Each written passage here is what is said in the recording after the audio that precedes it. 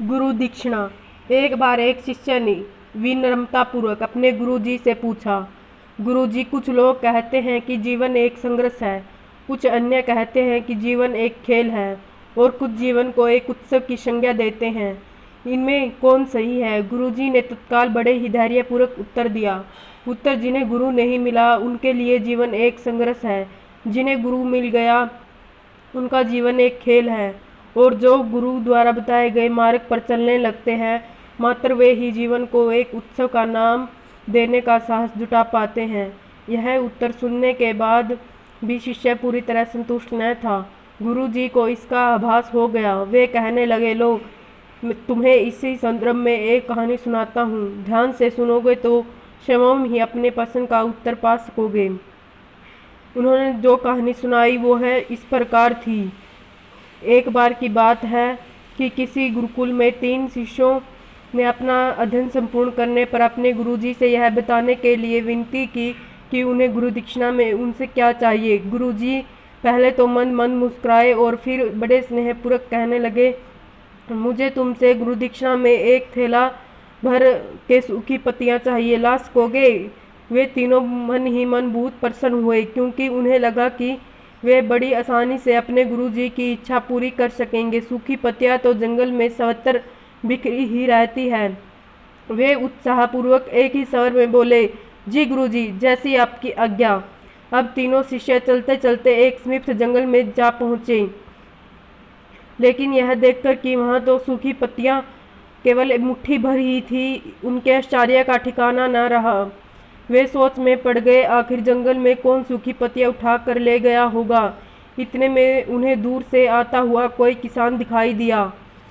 वे उसके पास पहुंचकर बोले, उससे विनम्रतापूर्वक याचना करने लगे कि उन्हें केवल एक थैला भर सूखी पत्तियां दे दे। अब उस किसान ने उनसे क्षमा याचना करते हुए उन्हें बताया कि वह उनकी मदद नहीं कर सकता, क्योंकि उसने सूखी पत्तियों का ईंधन के रूप में उपयोग कर लिया था। अब वे तीनों पास में ही बसे एक गांव की ओर इस आशा से बढ़ने लगे कि हो सकता है कि वहां उसे गांव में कोई उनकी सहायता कर दे।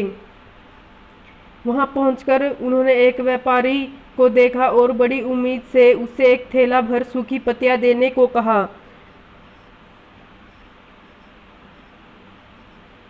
लेकिन उन्हें फिर एक बार निराशा ही आता ही, क्योंकि उस व्यापारी ने तो पहले ही कुछ धन कमाने के लिए सूखी पत्तियों के दोने बनाकर बेच दिए थे।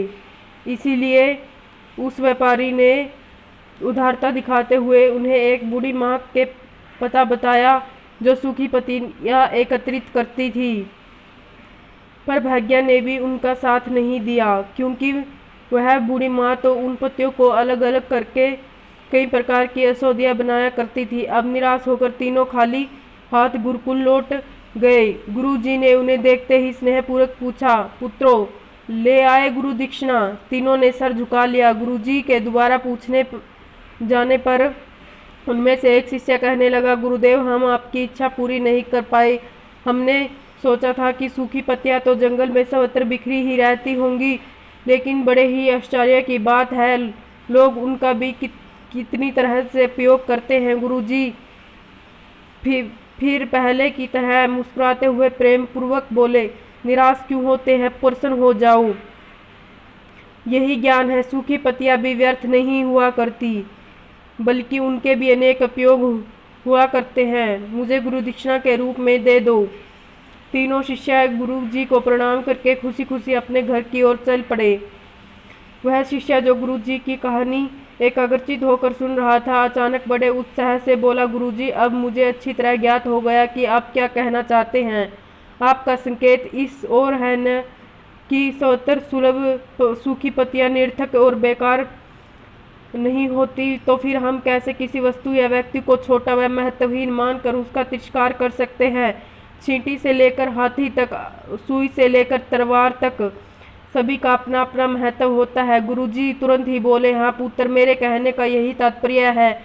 हम जब भी किसी से मिले उसे यथोयोग्य मान देने का भरसक प्रयास करें, ताकि आपस में स्नेह सद्भावना, सहानुभूति और सहिष्णुता का विस्तार होता रहे और हमारा जीवन संघर्ष की बजाय उत्सव बन सके। यदि को एक खेल ही माना जाए तो बेहतर यही होगा कि निर्विक्षेप, स्वस्थ और शांत प्रतियोगिता में भाग लें और अपने निष्पादन तथा निर्माण को ऊंचाई के शिखर पर ले जाने के अथक प्रयास करें। अब शिष्य पूरी तरह संतुष्ट था।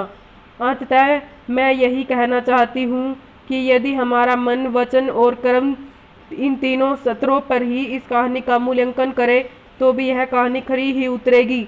सबके प्रति पूर्वग्रह से मुक्त मन वाला व्यक्ति अपने वचनों से कभी भी किसी को आहत करने का दुस्साहस नहीं कर सकता। उसकी यही ऊर्जा उसके पुरुषार्थ के मार्ग में समस्त बाधाओं को हर लेती है। वस्तुतः हमारे जीवन का सबसे बड़ा उत्सव पुरुषार्थ ही होता है, ऐसा विद्वानों का मत है।